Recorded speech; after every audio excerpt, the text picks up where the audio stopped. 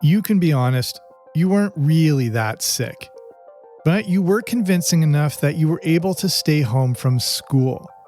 And that means getting to watch the seemingly foreign world of daytime TV. And there's one game show that's top of the viewing list. It's the one that you feel like you can play along with at home. As a kid, it didn't seem as challenging as Jeopardy, but it also required more skill than the dumb luck that often came with The Price is Right. It sits somewhere in the middle. It's the game show that combines Las Vegas and that old word game you may have played in school, Hangman. I'm Jamie, and this is Everything 80s, and today it's everybody's favorite three-word game show. This is the history of...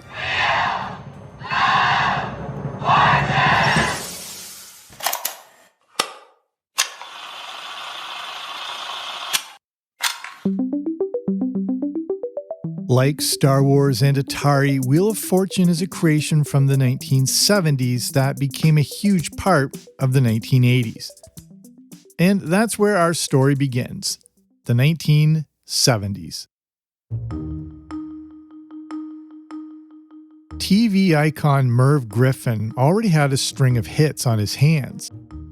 Not only had he started out as a game show host, but he also had his own syndicated talk show, The Merv Griffin Show.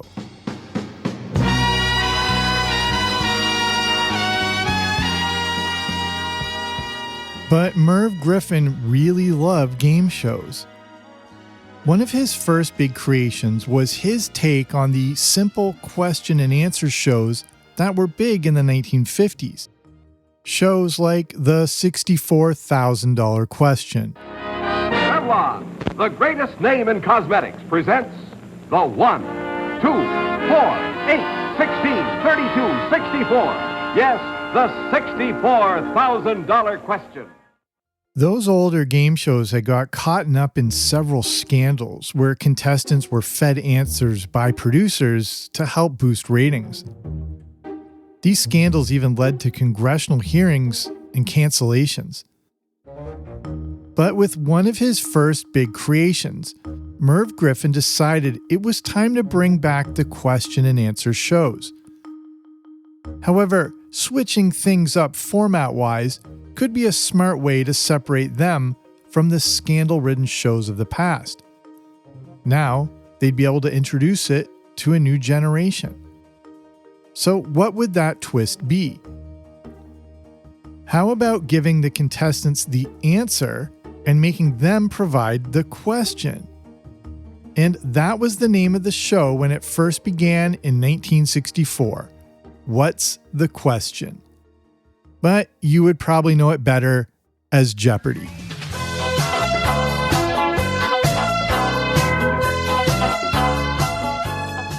With Jeopardy, Merv Griffin had created a hit. But back in the mid-70s, a new hit was needed to fill a daytime slot on NBC. As shared by Next TV, this is when Merv Griffin was hit with inspiration from two simple games. Two games that appealed to both young and old. The first, the child's game of Hangman, where you had to guess letters to solve a name or word. The second, the adult-favored roulette wheel. By combining the word-solving challenge of Hangman and the thrill of the roulette wheel, Wheel of Fortune was born.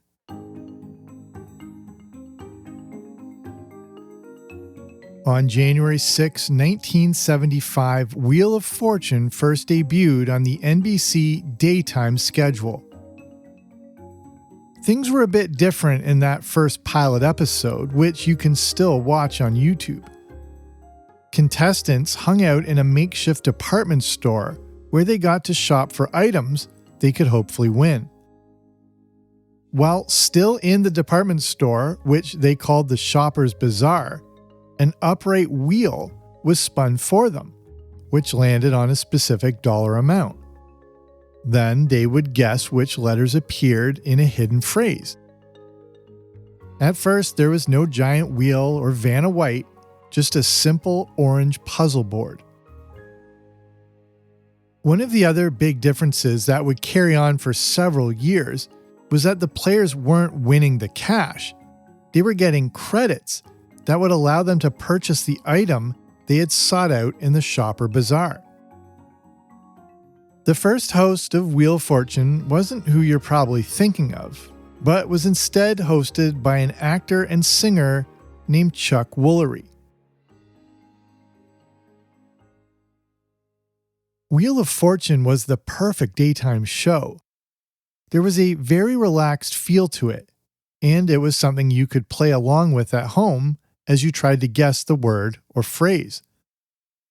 But Wheel of Fortune came out during a very competitive time in the history of TV game shows.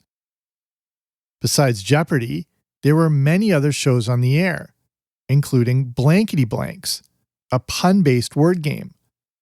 There was The Crosswits, a celebrity-based crossword puzzle-solving game show. And then Three for the Money, another question and answer show created by Monty Hall from Let's Make a Deal. But Wheel of Fortune held its own, and then some.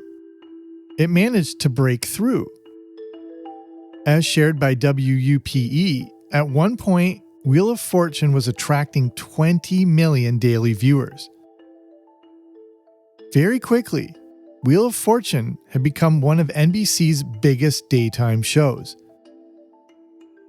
But heading into the 1980s, Wheel of Fortune just couldn't break through to stay on top.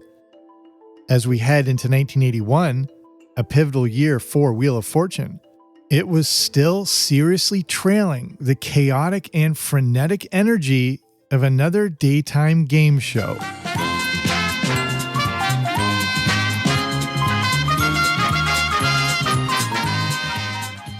Not only did The Price is Right dominate game show ratings, but on one specific episode in 1980, it even featured a contestant who would go on to play a pivotal role on Wheel of Fortune. More on that in a bit. As far as Wheel of Fortune was concerned, it was time for a refresh. The first big change came in hosting duties, and that was as much by necessity. As shared by Newsweek, after 6 seasons of hosting, Chuck Woolery was in the midst of a contract dispute. He wanted a substantial raise, and negotiations fell through. On Christmas Day 1981, Chuck Woolery hosted Wheel of Fortune for the last time. NBC obviously needed a new host, and luckily, Merv Griffin had stumbled upon one that he thought was perfect. One night while watching the evening news in Los Angeles, Griffin noticed that the weatherman had a quirky comedic sense about him. The weather was usually boring, especially in LA, where the weather report was often the same. To make the 3-minute weather segments go by quicker, this specific weatherman would do things to amuse himself and the crew. On this particular broadcast that Merv Griffin was watching, the segment started with the weatherman wearing a Band-Aid below his eye. As the camera cut away to show the weather board, it cut back to the weatherman, and the Band-Aid was now on a different part of his face. When the camera cut away and cut back again, the Band-Aid was, again, on a different part of his face. Merv Griffin thought this was hysterical and believed he had found the new host of Wheel of Fortune. He contacted the station to find out the name of the person he had just been amused by. That weatherman's name? Pat Sajak. In an interview with the Archive of American Television, Sajak shares that as an on-air talent for a local TV station in Los Angeles, you are essentially auditioning every night. You never know what producer, director, or talent scout is watching, as they all live there, and all watch the nightly news. Pat Sajak had picked the perfect night to pull off his Band-Aid stunt, as one of the most powerful people in TV happened to be watching him. Merv Griffin eventually got Pat Sajak on the phone and told him he needed a new host for Wheel of Fortune. Sajak shares that he actually didn't know the show too well, and even said he'd think about it. The next day, he made a beeline for his TV to watch Wheel of Fortune. But it quickly occurred to him that, as host, there wouldn't really be anything for him to do. The show was pretty much spinning a wheel and shopping. Sajak knew, however, he shouldn't turn down a legend like Merv Griffin, but he shared in his interview the reservations he did have. Pat Sajak also didn't talk and perform like an overly enthusiastic and bombastic game show host. He was more reserved with a drier sense of humor. But Merv Griffin didn't want him to perform.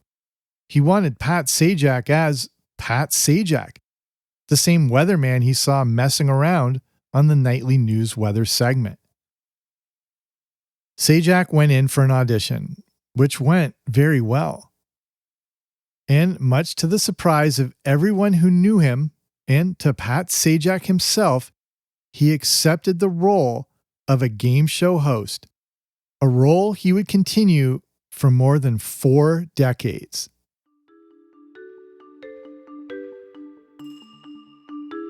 Pat Sajak's first appearance on Wheel of Fortune took place on December 28, 1981. In his first appearance, Sajak tells the audience not to adjust their TV sets or their vertical hold, as Chuck Woolery has not shrunk, but they were looking at the new host of Wheel of Fortune. In his opening remarks, Sajak then goes on to praise Woolery for all the work he had done on the show. At this point, the premise of Wheel of Fortune hadn't changed much, but the presentation and gameplay did. Instead of what looked like an upright chore wheel that you might keep on your fridge, the Wheel of Fortune wheel was now a giant flat wheel that the players spun themselves. Instead of standing in the shopping bazaar, the 3 contestants now stood behind the wheel. And the small orange puzzle board had been replaced by a giant glittering green one with 3-sided turnable tiles that were technically called trilons. The turning of the trilons was a manual job, and serving as a letter turner was a former model and actress named Susan Stafford. Stafford had already been on the show for years, but another gigantic change was about to take place.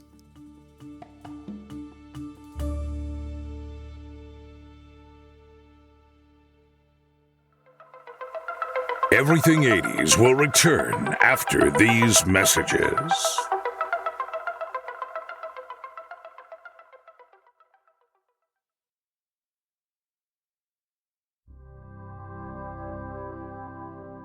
When Pat Sajak started at Wheel of Fortune, the entire presentation of the show had changed quite a bit.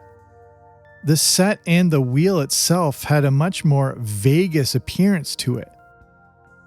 The show had even consulted with Caesar's Palace in Las Vegas for help in building the wheel. The wheel also now contained many more spaces consisting of various dollar amounts, free spins, lose a turn, and the dreaded bankrupt space. The space values went up over each round, and dollar-wise back in the early 80s, some of the largest valued spaces were $750, $900, and $1,000. But they were often right next to the bankrupt space, making for a nerve-wracking spin. Contestants and those at home would scream big money during the spin, and ecstasy could soon turn into tragedy with one little click of the wheel.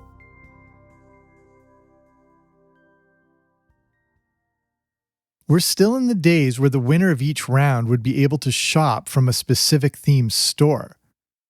That's where they got to spend their prize winnings like credit. In the early 80s, the rotating studio, as they called it, was filled with glamorous prizes.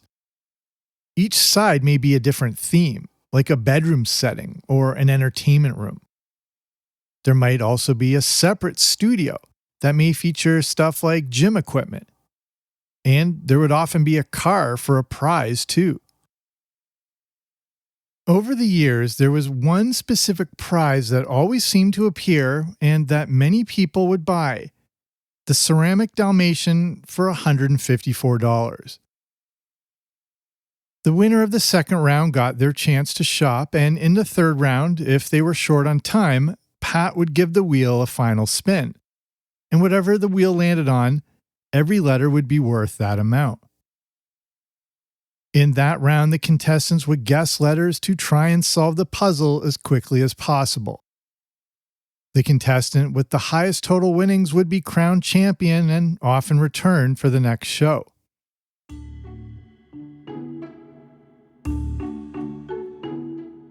After his first appearance, Pat Sajak figured he would last a season or two on Wheel of Fortune, and that would be a pretty good run. He would last a lot longer, as he was about to become part of one of the most famous duos in television history. On June 20th, 1980, an actress and the former Miss Georgia appeared as a contestant on Wheel of Fortune's rival show, The Price is Right. And Vanna White, come on down! You are the first 4 contestants on The Price is Right. 23-year-old Vanna White didn't win any of her bids on The Price is Right, but 2 years after her appearance, she got the chance to try out for Wheel of Fortune. On October 22nd, 1982, Susan Stafford decided to step away from the show. Wheel of Fortune needed a new letter turner, but also a co-host of sorts for Pat Sajak. Despite her knees shaking from her admitted nerves, her audition was a success. On December 13th, 1982, Vanna White made her official debut on Wheel of Fortune. And a big day for us around here because we told you we would find our new hostess, and she's been around here for a few weeks, and now we will officially welcome her. Please do that for Vanna White. Vanna! And the very first letter Vanna White uncovered, the letter T.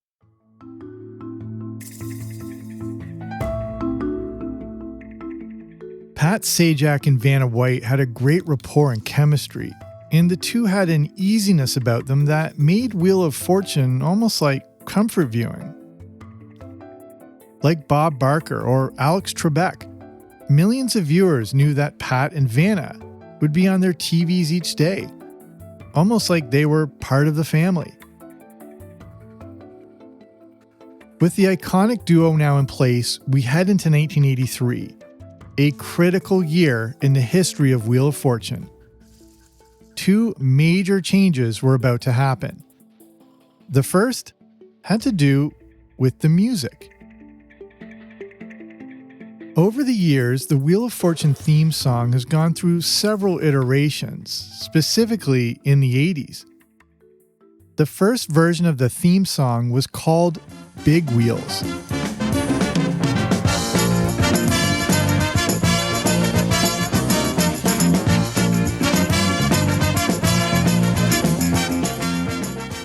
That theme song was actually composed by Alan Thicke.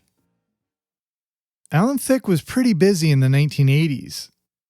Not only was he starring as Mike Seaver on the hit show Growing Pains, but he also composed theme songs like this, and then theme songs to shows like Different Strokes and The Facts of Life.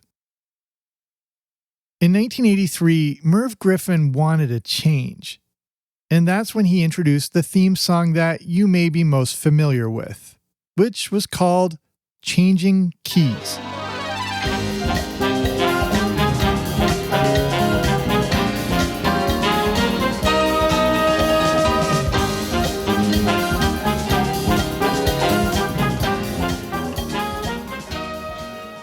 Changing keys would be used for the rest of the 1980s, and variations of it would continue to be used over the coming decades. As important as the music was, the next big change in 1983 would be much bigger.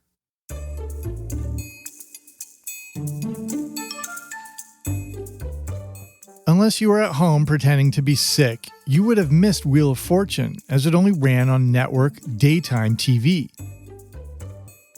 There was already a huge viewing audience during the day, but many others were missing out. We're still in the era when TV viewing was a one-shot deal. With most homes without a VCR, if you missed something on TV, you were out of luck. But Merv Griffin, ever the TV visionary, had a bigger vision, a nightly syndicated edition of Wheel of Fortune. That meant that any local station could air Wheel of Fortune at night, and usually in the very lucrative 7 p.m. time slot. We know how this story turns out, but back in '83, it was a huge gamble.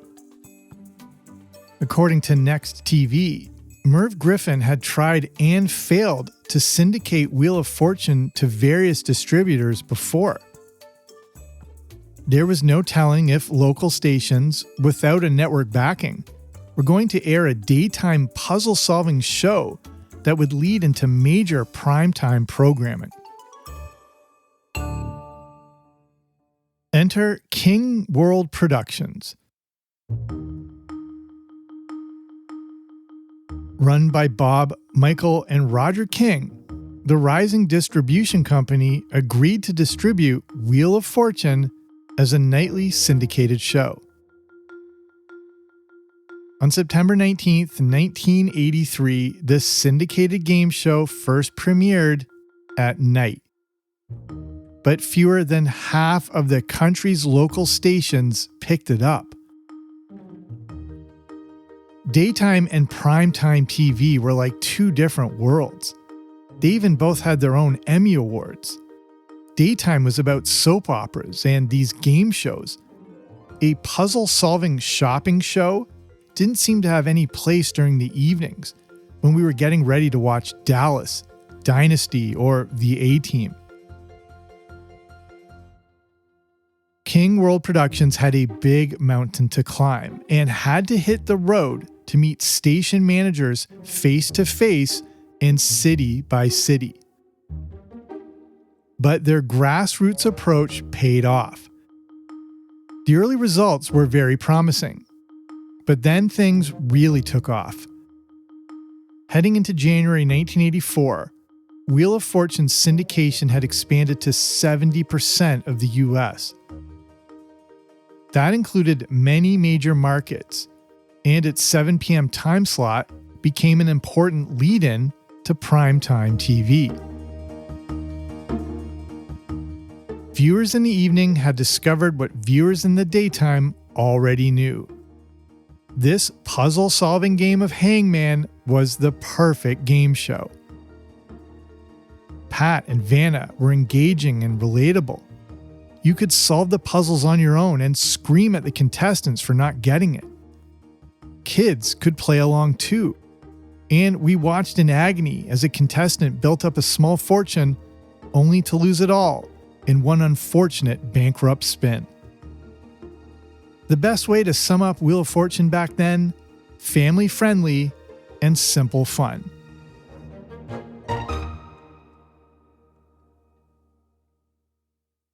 By 1986, Wheel of Fortune was the #1 rated show in all of syndication. It was so popular that it began to outdraw some top network programs in other time slots. The fall of 1986, for example, was the perfect time for Wheel of Fortune. Viewers of all ages who may have been watching were very likely to continue watching into prime time and a variety of shows that appealed to a wide range of ages. Example, on Monday nights at 8 p.m. on ABC was MacGyver. Kate and Allie was on CBS. and on NBC, the family-friendly Elf. For a night like this, Wheel of Fortune was the perfect lead-in. There was something for everybody. It was the same case on Tuesdays, which featured Who's the Boss, Simon and Simon, and Matlock. Wednesday nights featured Perfect Strangers on ABC and Highway to Heaven on NBC. Thursday was all about The Cosby Show at 8 p.m. And to finish off the week, you had Webster, Scarecrow and Mrs. King, and the A-Team all kicking off primetime viewing. Flipping through the February 1987 edition of TV Guide, Wheel of Fortune moves back to 6:30 p.m., but continues to stand out amongst its competition, which included going up against The Newlywed Game, The Facts of Life, and reruns of Three's Company and MASH. In a lot of markets, Wheel of Fortune followed the 6 o'clock news, and for many households, it was just natural to watch Wheel of Fortune after. And this is usually when kids who were avoiding the news would join in on the viewing.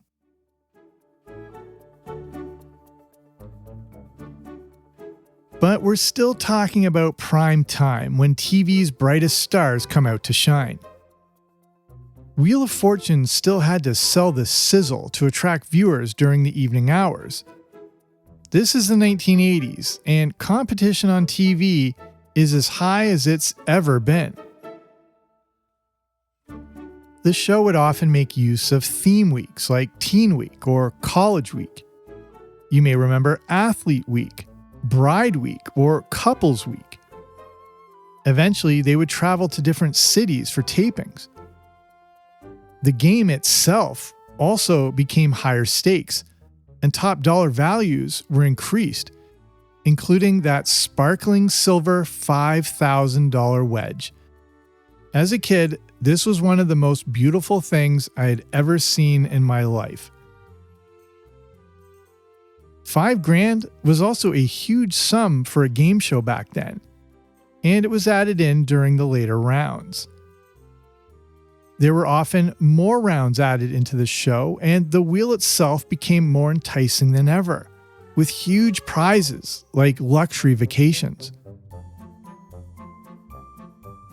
Making the wheel more lucrative and enticing was a simple but effective strategy to increase the appeal of the show. And that was suggested by distributor Roger King, who told Merv Griffin, "Just put more money on the wheel." However, this did backfire once. As shared by Next TV, there was one time when the show ran through its entire prize budget by December because contestants kept winning so much.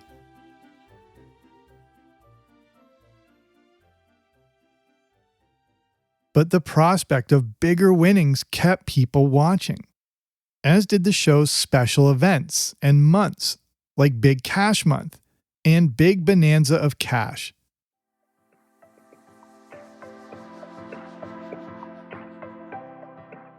Despite all the extra extravagance, the show itself had become a cultural institution. Many people planned their evenings around Wheel of Fortune, and it made for the perfect post-dinner TV viewing and a way to start winding down the day. Avid fans became known as wheel watchers, and Pat Sajak shared in an interview with People magazine that Wheel of Fortune had become, quote, "more than a popular show. We became part of people's lives," unquote.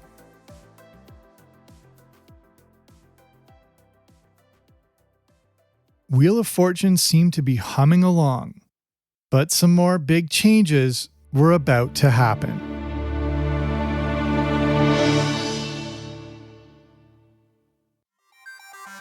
Everything 80s will return after these messages.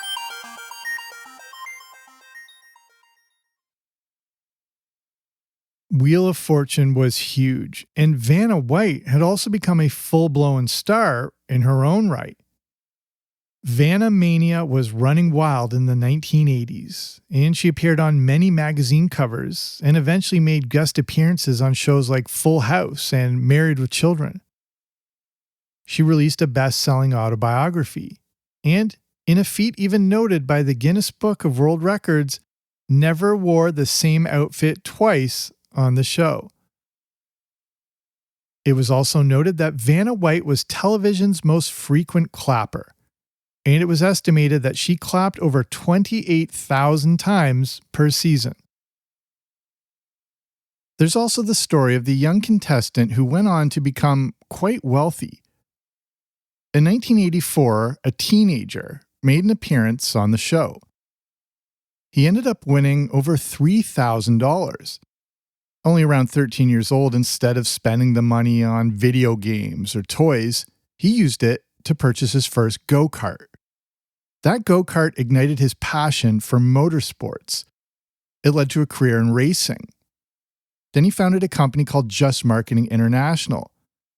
Eventually, that young Zach Brown became CEO of McLaren Racing. Today, Zach Brown has become one of the most influential figures in the world of F1 with a net worth of over $100 million. And it may never have happened if he hadn't appeared during Teen Week on Wheel of Fortune.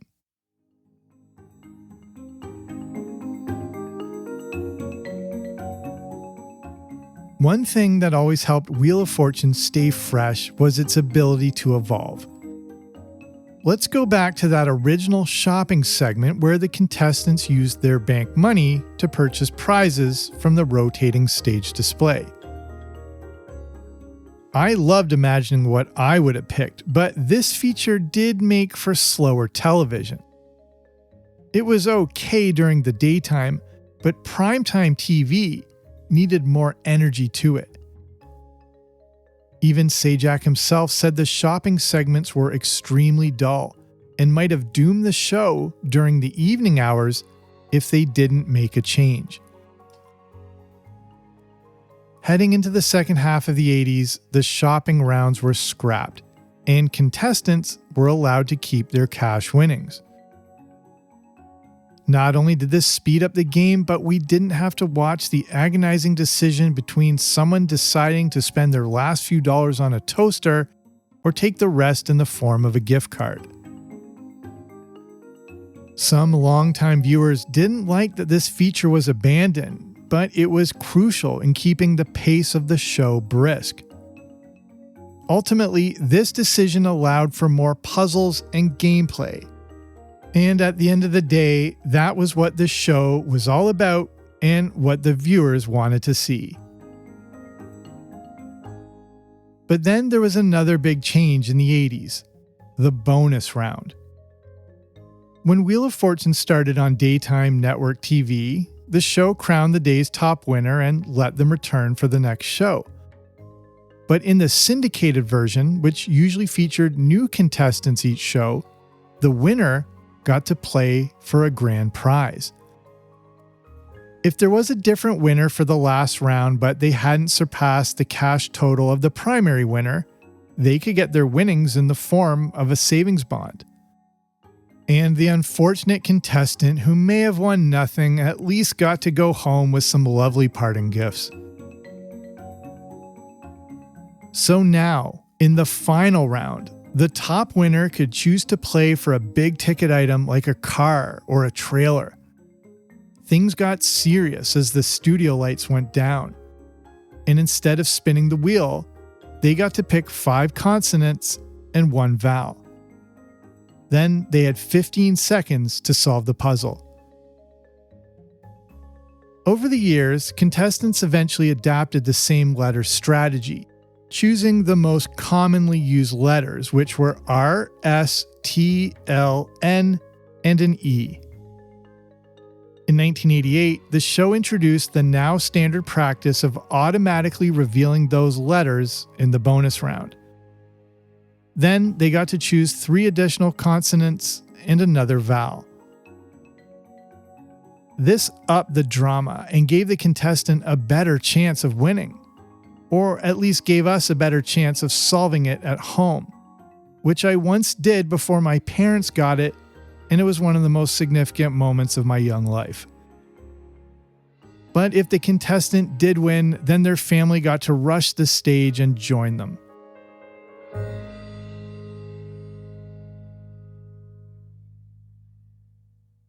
Heading into 1989, another big change came when the show adopted the WHEEL prize envelope draw.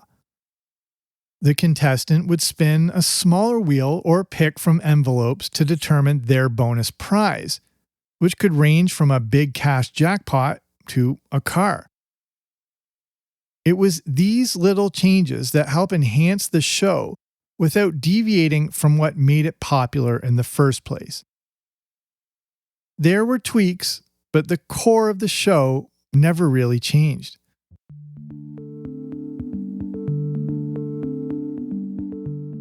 Heading into the later 80s, Wheel of Fortune was running like a well-oiled machine. Pat and Vanna would record episodes in batches, recording several shows in one day. That made for an exhausting day of filming, but allowed Pat and Vanna some downtime between taping blocks. But back when the letterboard was still manual, taping would be delayed as the show's stagehands had to reset the letters for the next puzzle behind a curtain. Before the letterboard became digital, a single half-hour show taping could turn into an hour or more because of the old manual board. Then there was the issue of the breaks in between filming episodes. Back in the early days, during a break in the production, Pat and Vanna would often head out to lunch. This sometimes resulted in the consumption of a few adult beverages. Sometimes several adult beverages. Back in the 80s, if you ever noticed that Pat Sajak seemed a little looser and jovial during some episodes of Wheel of Fortune, that's because he was. In an interview with ESPN2, Sajak shares that one of their favorite places served great margaritas, and he and Vanna, quote, would have 2 or 3 or 6 and then come and do the last shows and have trouble recognizing the alphabet, unquote.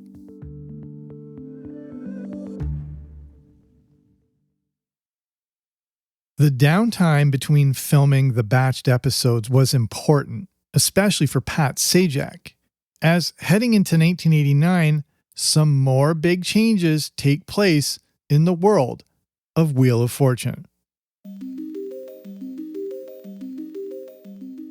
Despite the success of the evening show, the daytime network version of Wheel of Fortune had continued to run throughout the decade. After 8 years, Pat Sajak stepped away from the daytime show as he was about to become the host of his own late-night talk show, The Pat Sajak Show. Make a break for The Pat Sajak Show, weeknights on CBS. Airing during late night on CBS, a lot of production and money went into The Pat Sajak Show. But after debuting in January 1989, it only lasted a year, ending in April of 1990. Back at Wheel of Fortune, someone needed to take over daytime hosting duties. Enter former NFL place kicker Rolf Benirschke. The word is out. Vanna's being seen with a new guy. Hi, I'm Rolf Benirschke, inviting you to join Vanna and me for the biggest kick of my life, Wheel of Fortune. Starting Tuesday. Benirschke took over in January 1989. But just 6 months later, the daytime version of Wheel of Fortune was canceled. As shared by the LA Times, the rights to the daytime show were then picked up by CBS. And in July 1989, Wheel of Fortune began to air on CBS daytime TV. Now, there was another new host, Bob Goen. Goen would also take over from John Tesh on Entertainment Tonight a few years later. At this point in the late 80s, the syndicated nighttime Wheel of Fortune was the crown jewel, as it were, and the network daytime version had become a bit of an afterthought. Just a few years after CBS had acquired the rights, Wheel of Fortune ended its daytime run.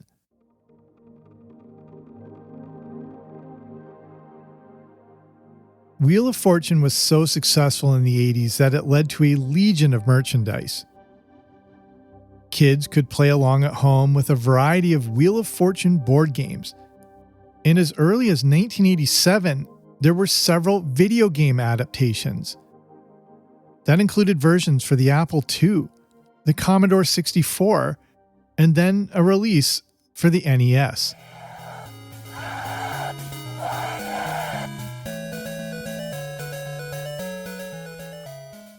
The success of the show also led to international versions. There was an Australian version that first debuted on the 7 network during the summer of 1981. The UK version first launched on ITV in 1988. There was a French version that began in 1987, a German version, a Spanish one, even a Brazilian one. In the end, over 20 countries adapted Wheel of Fortune. And according to Wheel of Fortune history, this makes it one of the most internationally successful game show formats ever. Here in Canada, we even had a French-Canadian version called La Roue Chanceuse, aka the Lucky Wheel.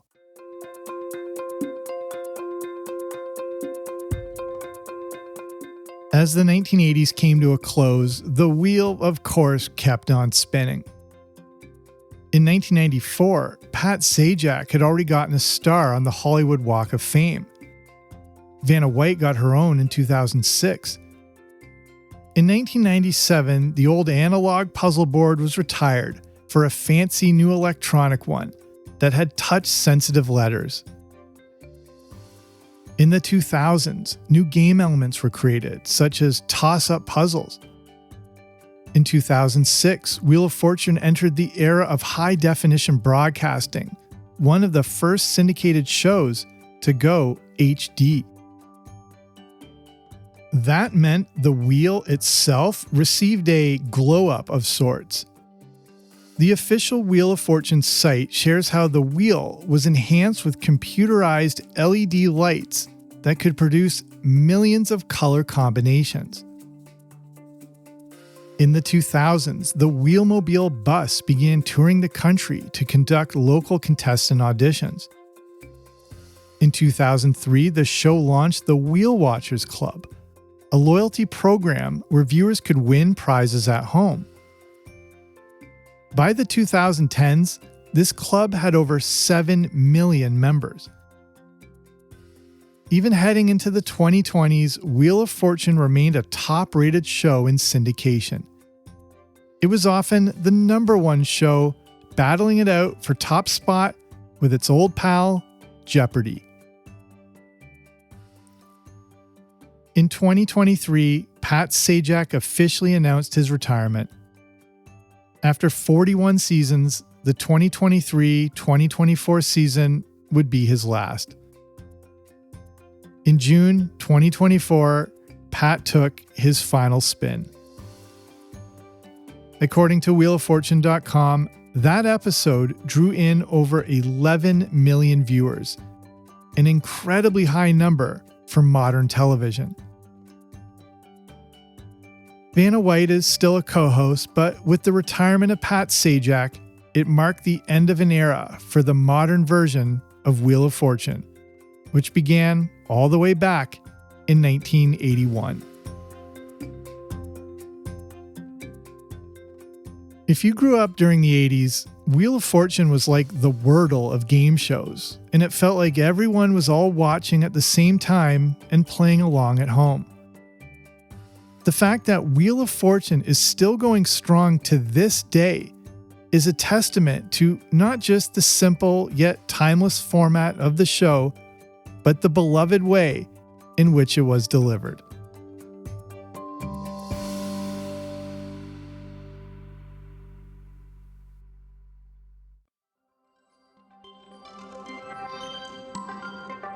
And on that note, it's time to end. Thank you so much for listening. If you like what you heard, there's plenty more where that came from, and over 300 previous episodes devoted to all the things we love best about the 1980s. The TV, the music, movies, cartoons, video games, food, tech. There's a little bit of everything.